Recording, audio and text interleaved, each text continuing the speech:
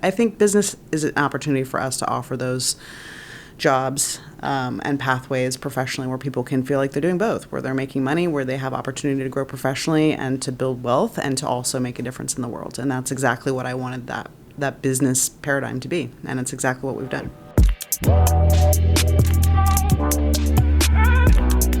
I don't throw darts at a board. I bet on sure things. Read Sun Tzu, The Art of War. Every battle is won before it's ever fought. Think about it.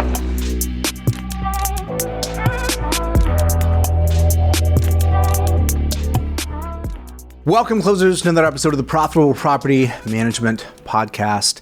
Today I have Lisa Wise with the Nest Empire on the show. Lisa, thanks for coming on. Absolutely. It's great to be here.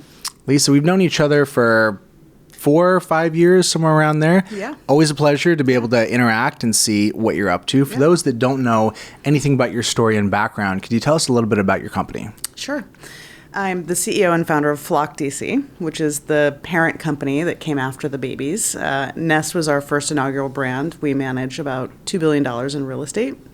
And our objective was really simple. We wanted a client-forward, resident-forward property management service that we offered that was very different, very attractive, very intriguing. We focused a lot on brand, image, presentation. We showcased homes more like they were for sale versus for rent, and it really met the moment. People were excited about what we did and that we did it differently. We'd always been and we're designed to be purpose-driven family of companies. And over the years, we added more birds to our flock, and we started Roost DC, which manages HOAs and condo associations. We started Starling DC, which is a maintenance division. And then we have our philanthropy division, which is birdseed.org. Birdseed offers housing justice grants. And so what we ultimately ended up realizing was that our birds were confusing people. And so we decided to create a flock. And so all the birds roll up into one flock family of companies. And how many team members do you have across this family of companies? 70 plus. And how long have you been in business? Exactly 13 years.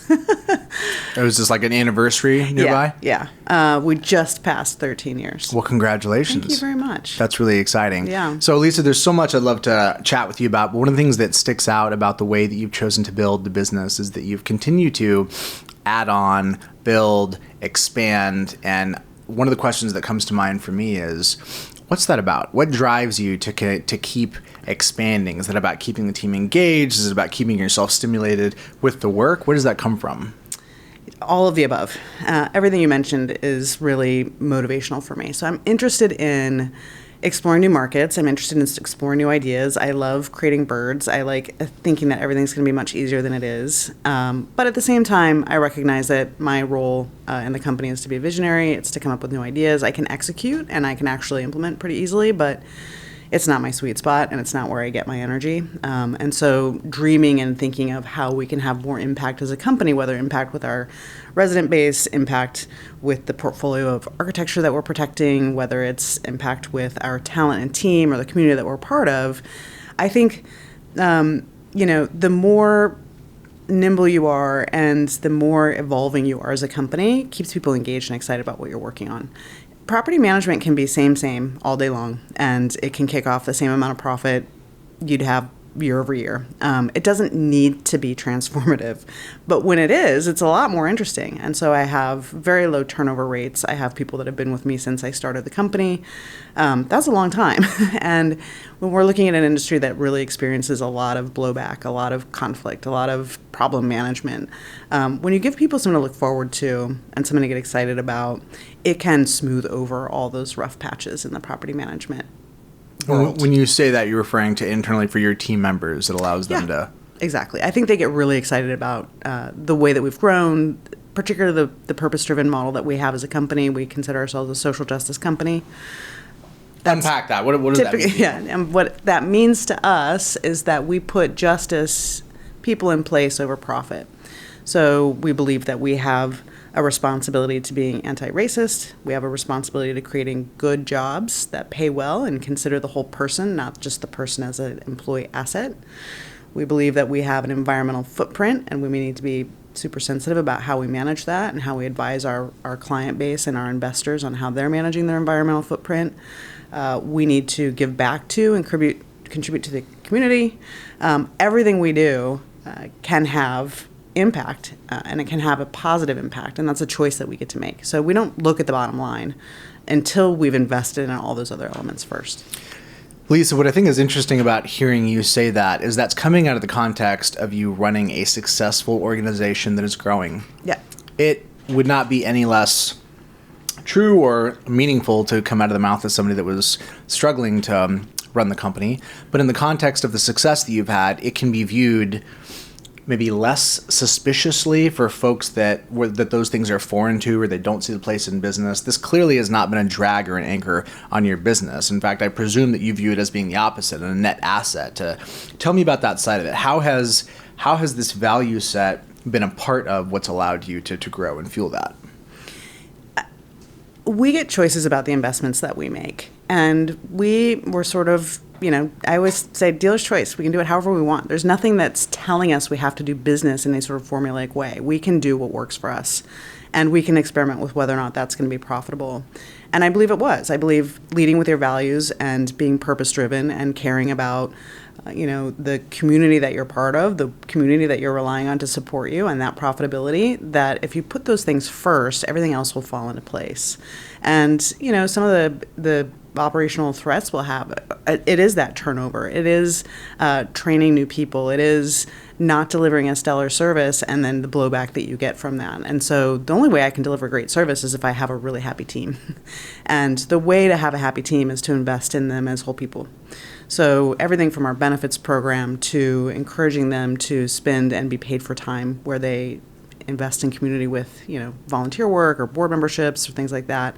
We're all in on that. And I think it's a lot more engaging for team members to be given an opportunity to contribute their entire selves to the work versus just coming in, clocking in, and clocking out.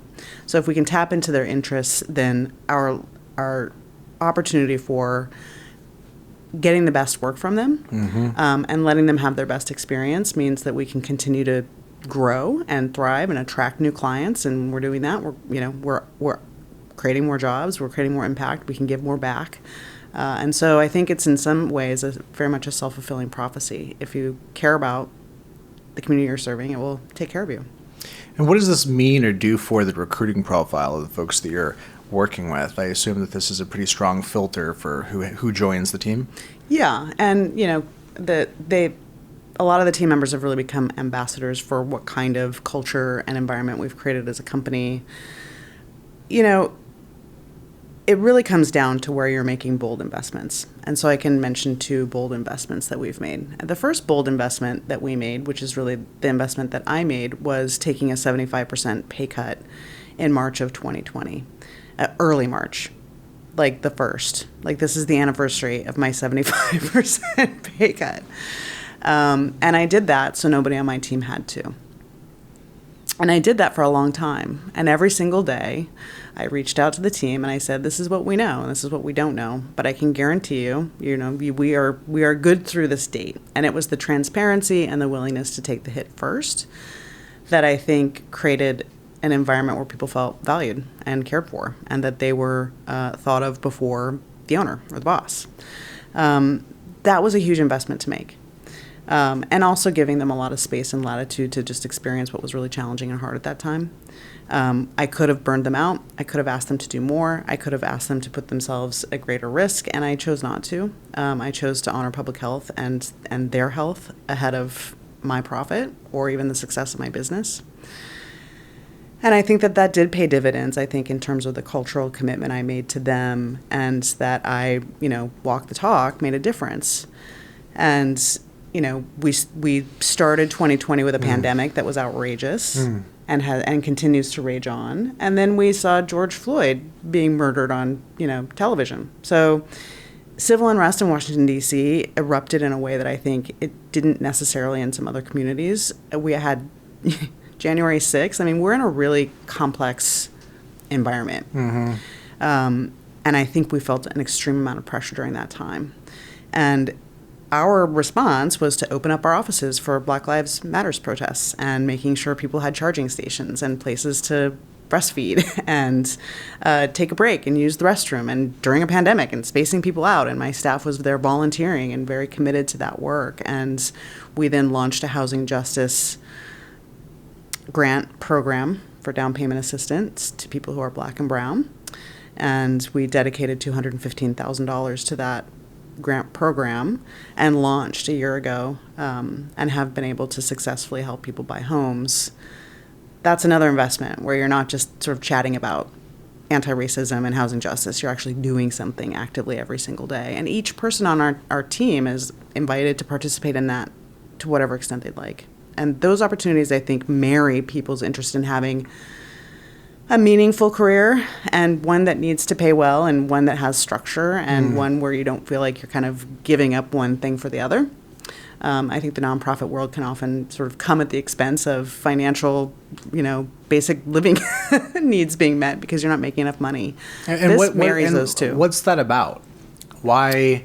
What's the mindset or the belief system that results in that idea that that's kind of necessarily true? That if you're involved in nonprofit stuff, it's got to be paupers' wages, et cetera. Do you think there's a belief system that drives that? Because you guys are doing meaningful work in your community that you guys find meaningful, and it clearly is not resulting in people having to work for paupers' wages. Correct. So that's exactly why I went from spending 15 years in the nonprofit environment to starting my own company, so I could just make decisions simply. It's not true of every nonprofit, but I think that there's this assumption that you have to sacrifice something to work on a career that I think aligns with your value system. And I think business is an opportunity for us to offer those jobs and pathways professionally where people can feel like they're doing both, where they're making money, where they have opportunity to grow professionally and to build wealth and to also make a difference in the world. And that's exactly what I wanted that business paradigm to be. And it's exactly what we've done. What I find fascinating about what you're doing, and the way I would articulate it, is that you really own and have given yourself full permission to lean into doing things that matter in business and in your community, not viewing it as a tax or a hang up or something to slow you down.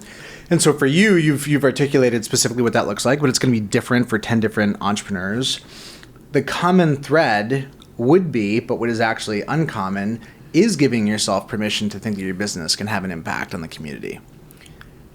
I think that it's easy to be cynical, to view a lot of this stuff as maybe the way some people relate to recycling. Is it really going to make a difference? Is it going to turn any tides? Is anything going to change? You've leaned in significantly. Can you think of any firsthand practical examples where you've seen the impact with your own two eyes and it's really just made it feel palpable? Yeah, and I can offer that I'm not a cynic. I don't think I could be and try and move this needle, right? But I'm very sarcastic, so I get kind of the best of both worlds. There are different areas in which we've focused a lot of time and attention in serving partners in the community. And one of which is an organization that's a federally qualified health center called La Clínica del Pueblo. They serve a growing Hispanic community in Washington, D.C. that's typically uninsured, or they have insurance, but it's city funded. And this has been a community that's been left behind largely, that has not been able to keep pace with the obscene cost of living in Washington, D.C. Yet it's the same community that we're relying on to build all this housing that we're making money from. And so there's something that's like in direct conflict when we practice in a way that doesn't actually support the people we lean on to advance ourselves. And that bothers me. I do have a healthcare background, a policy healthcare background, and I was the board director, board chair for La Clínica for a number of years. And this is one of those moments where I thought things would be really easy. And I thought, I had all these custom round tables made for the office, so we should just have a poker night and we'll just do a little fundraiser for La Clínica. It'll be easy. And fast forward 5 years, and now we have this giant casino night that we host for them with hundreds of people that come. And during the pandemic, we turned it into a virtual week-long, giveaway, and people bought tickets. And it's an event everybody really looks forward to. And we intentionally put on a large-scale event for another organization We raised between $80,000 and $100,000 during that event, and we cover 90% of the work for that event, and the money goes to them for general operating. That's our responsibility, in my opinion. So that's not a plus activity. We need to care for the community that's caring for us. It goes back to that investment. And so the hundreds and hundreds and hundreds of thousands of dollars that we have raised over the years, that does make a difference. And it does create a level of spending security. So they're able to say, okay, we know we can budget for this additional $80,000. That's a whole person. In fact, that's a nurse practitioner, or it's 3 technicians if they need them throughout the day. So that does make a difference. And that's kind of one example where we've made that investment in the community, not just with money, but with our time. So when I think about what you're doing here, I wonder how much of it is specific to DC. What would it have looked like if you had, landed in San Antonio, Texas, or in Kansas City? How much of what you're doing do you think is unique to the unique environment that you're in, as opposed to another major metroplex? Yeah, that's a good question, and it's a question that I've been pondering quite a bit lately. I mean, I'm clearly left-leaning, and actually I might come all the way. This is more than leaning, right? I'm lying down. And I'm very comfortable with that value set. Right, and clearly. I also live in a city that's 95% Democrat. So, I'm really not offending anybody. When I put up a mural of Ruth Bader Ginsburg on the side of my building, which I did, everybody was excited, with the exception of a handful of people who were haters. So I have the sort of a backdrop for that. That's not hard for me to achieve and accomplish in Washington, D.C. proper, because the politics are so favorable to my own political leanings. And we're, I think, encouraged and seen as kind of champions for being openly political in our environment. And so that's an asset. When everybody's sort of political, that's certainly something that's relatable, I think, for our client base. It's relatable for our residents as well. So many of them work in politics or in the nonprofit world, or they're engaged in it. So I think that makes a difference. It sets us apart. It differentiates us. I think differentiation is an essential part of creating a business that's going to be attractive to other people. That might not be attractive in another environment. So how do you achieve a sense of justice without crossing lines around making people uncomfortable, right? So it's not that It's not that I'm not interested in expanding services to all kinds of folks, right? That's fine. But I also believe that if these are our values and someone wants to self-select not to work with us because they don't share those values, then that's fine. I've done some advanced research for them, and so they can opt out. And if you lose talent, say there's some really hot talent that you may lose as a result of that, you're fine with that too. Yeah. It's part of the whole totality of the picture. Correct. And in the end, you feel like the calculus, it pencils and it... Yes. I also think that there's just an enormous amount of market share. So it's like, if that's how I'm going to differentiate my company, and that's the identity and the brand that I favor the most as the dealer, as that dealer's choice, then that's what we're going to do. And we're going to make a way to make that work. So we do. We're now launching a national company and a national brand, and it too has a social justice leaning, but the way in which we're going to advance that language and share that out will, I think, be a lot tamer, because we'll be in different markets that may have less of an appetite for very bold social justice language and collateral and the rest. But we made a public commitment as a public benefits corporation for that brand to make sure that we're helping people achieve the dream of home ownership. That is an obligation that we made legally when we incorporated a company, and there are ways of, I think, being seen in not in conflict too, but in support of community being healthier.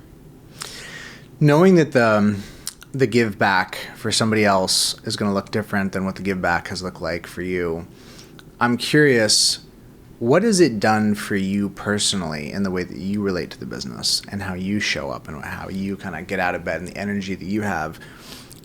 What does it do for you personally to have this kind of meaning and significance behind the work that you're doing? Right. I like that question. And it's one that, I get to think a lot about. It's probably an answer that's changed a bit. But what hasn't changed is that growing up, I lived in 23 different houses before I went to college.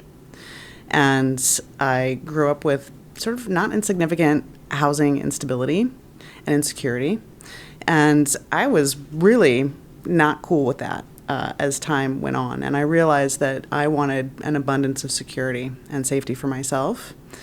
But a feature of my personality is to say, well, I don't want things just for me. I want to share those things. I want other people to have a sense of safety and security. And the real estate market and real estate in general is a good fit for me in that way, because what we do as property managers touches people's lives every single day. And so we get choices in terms of being providers of housing around being caring and having a sense of empathy and making sure people have dignified housing and dignified experiences. That's a choice. And to say, like, what we do matters every single day. I get to wake up every day and say my work makes a difference. And I get to remind my team that their work makes a difference too. That everybody's touched by property management. I mean, it has such a bad rap, and it deserves it for the most part. But it doesn't need to stay that way. So the industry can transform itself if it chooses. We're everywhere. And so to sort of stand out and stand up for what we believe in as a company feels good. And I'm happy that I made the choice to do that as early as I could in starting the company. So when you think about that impact on the community, let's say for somebody in a different market, let's say somebody that's not left-leaning, let's say somebody that's in the Midwest, Heartland, they want to have and feel that connection to what they're doing in property management. And it doesn't feel that way. It feels like a means to an end, way to make a buck. But if that meaning could be there, it'd be great. But maybe what they make up is, it's not that important. It's just, it's a job. It's, what is the connection? What do you see that you feel like some of your peers don't, that you think would be universally accessible to the majority of the industry if they bothered to weigh into what's really going on in front of them? I mean, we are tending to communities because we're managing the housing that makes those communities up. And to be disengaged from the resident experience, the community experience, the city experience, whatever it is a missed opportunity. And in my opinion, and for me, it's a moral obligation. So there's also a strong business case for being as visible as you can be in your community. So community engagement isn't just selfless. It's it's like how you're building reputation, how you're showing up as a contributing member of XYZ fill in the blank, if it's Dayton, Ohio, or if it's Austin, Texas. There is somebody you can tap, or an organization, or something that community really needs that you can help with, that could be perfectly apolitical. There are a lot of pretty neutral things you can do that make a difference to a lot of people that are not, divisive or create conflict. And focus on that. And focus on the fact that, brand identity and visibility is what everybody wants. Well, that's not a passive activity. You have to go out and present yourself to the world, and you get a choice about how you do that. And, for leaders who have gotten stuck in the weeds or eating dirt, I'll sometimes call it, they're not zooming out and saying, what's the opportunity here? And if I stay down here in the weeds and the dirt, what am I missing in terms of that opportunity? Where is the leverage that I have to grow substantially in my business? The profit coach, is Chris his name? Danny. Yeah. He always gives a great presentation, right? And what he's telling people through spreadsheets is you need to think bigger and bolder and understand that you can make an investment here and it's going to come out over there much bigger if you're being thoughtful about it. And some investments are financial and others, are social or political or whatever it is, or community-based. And, we go out of our way to orient almost all of our marketing dollars to just offering community sponsorship and support, because I'd rather give the Children's Hospital $2,000 for their event where they're all going to be like, I'm so glad that they, supported us. That's a relationship we're helping to create versus a Facebook ad buy. It's fascinating. It's like you've gone with a mini brand strategy. Is it fair to say that Flock is a mini brand within Nest DC? At this point, which is sad, it's not sad. It was I had to just cross the bridge on it. Nest is a mini brand of Flock now. So we had to we had to sort of shrink the visibility of Nest in order to expand the visibility The of Flock. totality of the whole thing. Yeah. The whole thing, I guess my question is, within the DC market, what is the experience that you have in terms of name recognition and awareness? Like, I assume people are just kind of generally aware of that company, even if they haven't had an actual transactional experience with the organization. Yes, we are very visible. I mean, we're just all over the place, from our social media to sponsoring concerts and the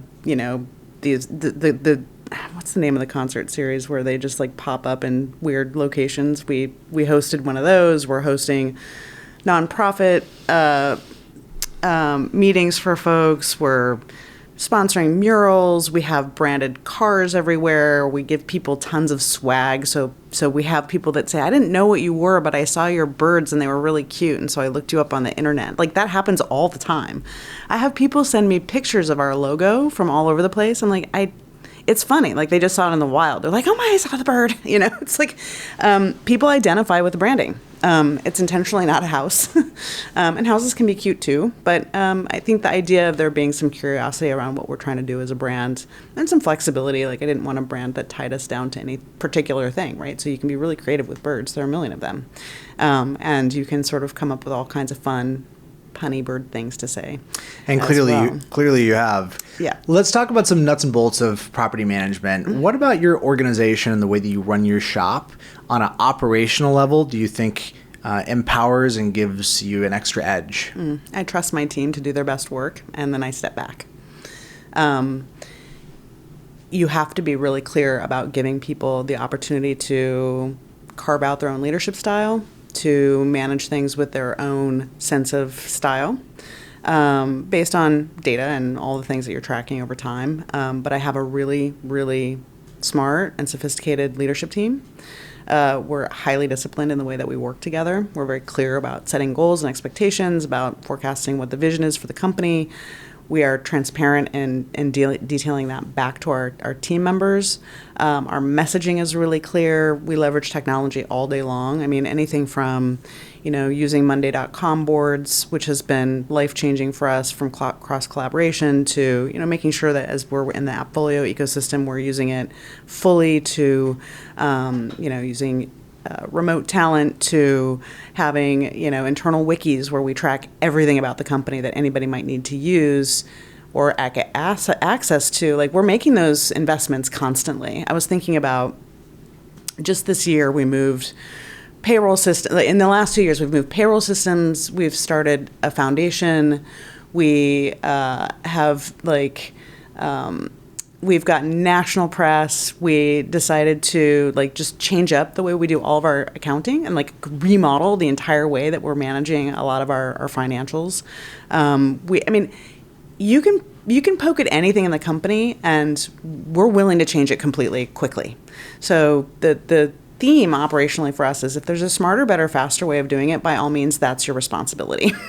Don't waste time when you don't need to. And it may be that what you were doing a year ago and your system or method of doing that worked really well, and now we've either outgrown that method, or there's a new technology that can offer an assist, and it doesn't need to be as burdensome.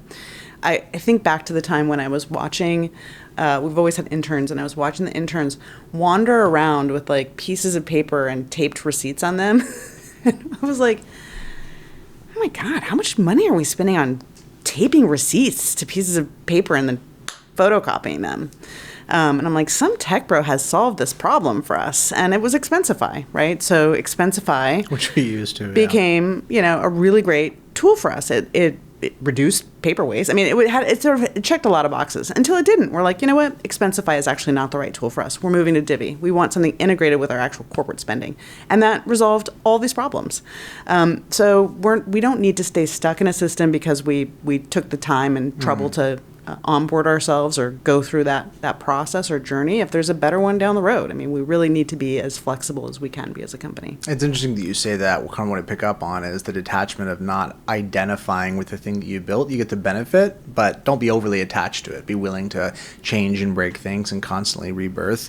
Has delegation come naturally to you, or has it been an evolving art form for you?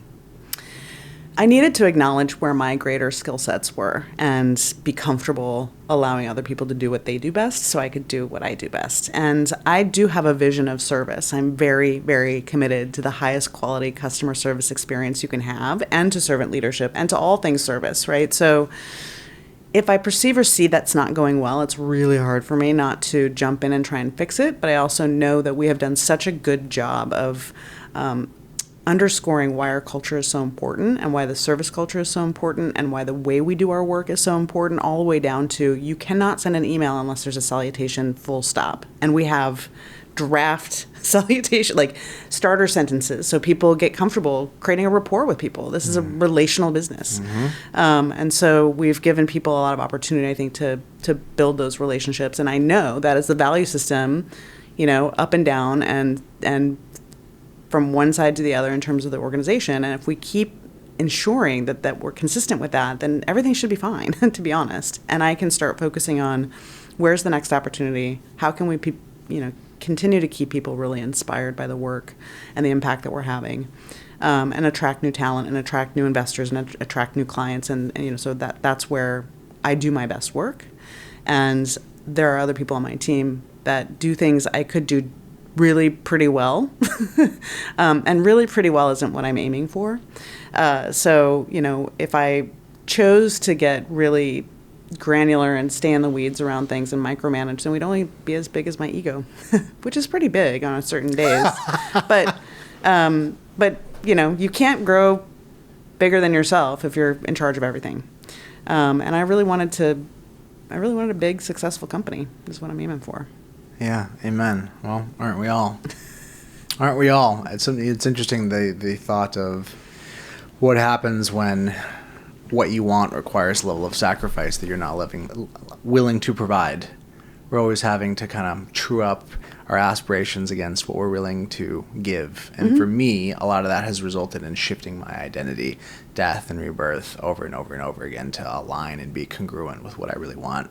And that's one of the things that I love the most about entrepreneurship, is the focus internally on the art of being, instead of the externalization about what's happening to me, is to just take maximal responsibility internally. Yeah.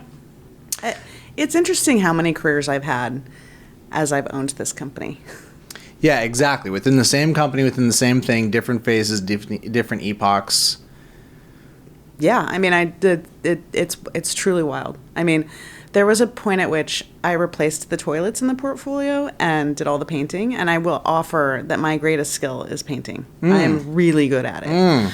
Until finally someone who was smart enough to say, boss lady, you got to put the paintbrush down. I know you want to make that $300 or whatever it is, but we're sacrificing some other things because you have paint in your hair. So you can't do that anymore. Someone else can do that. We need you to do what nobody else can. You know what my guilty pleasure is?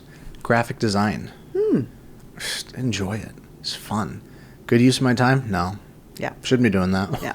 But it's kind of a guilty pleasure. Yeah. I mean, you can allow yourself one or two of those. Sure. Right? Yeah. But if it's stealing all your time and it's coming at the expense of your staff feeling sane, I think it's probably a good idea to push it off your plate and give them what they need. And sometimes that's not you doing what you enjoy most, to be honest. And I think during the pandemic was tricky for me. A lot of my work was very solitary during that time, and I worked best in a team-based environment. But what I needed to do professionally were things that required just a lot of thought and alone time, and not instant gratification, which I think entrepreneurs really like instant gratification. And there's always an opportunity for a win when you're an entrepreneur. And there are most careers don't offer the win every day. You can have a win every day.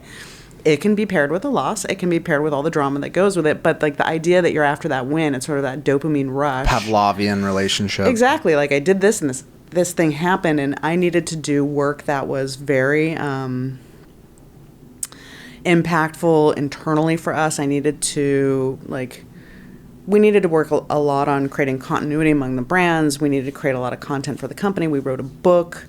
All those things required a lot of alone time and not instant. I can tell you writing a book is not instantly gratifying.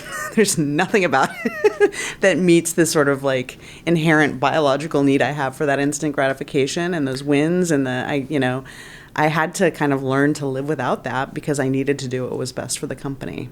That's my responsibility. So it was a weird year, plus 2 other years, I think. A year and a half, 2 years. Yeah, it's been a weird couple of years for sure. I think that's fair to say. I'd love to end it on kind of a random note. Lisa, what's one piece of advice you have on negotiating and closing deals? I experience you, and clearly you're somebody that enjoys the art of the deal, making things happen. What's one thing that's really helped you in getting deals done? Listening. I mean, listening will get you farther faster for the most part. It's a hard skill to learn. But I think really understanding what it is your client needs and what the pain points are, if you can solve that, you're good.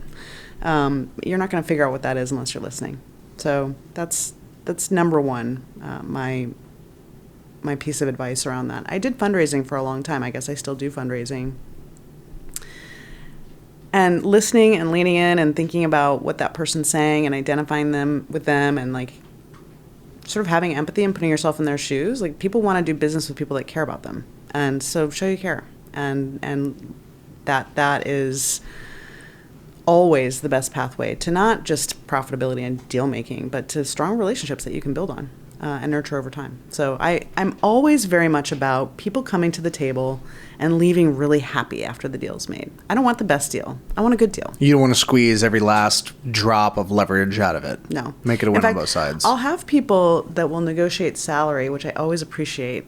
I think it's good, right? You're investing in yourself. If you're investing in yourself, you're going to come to work a stronger, better person.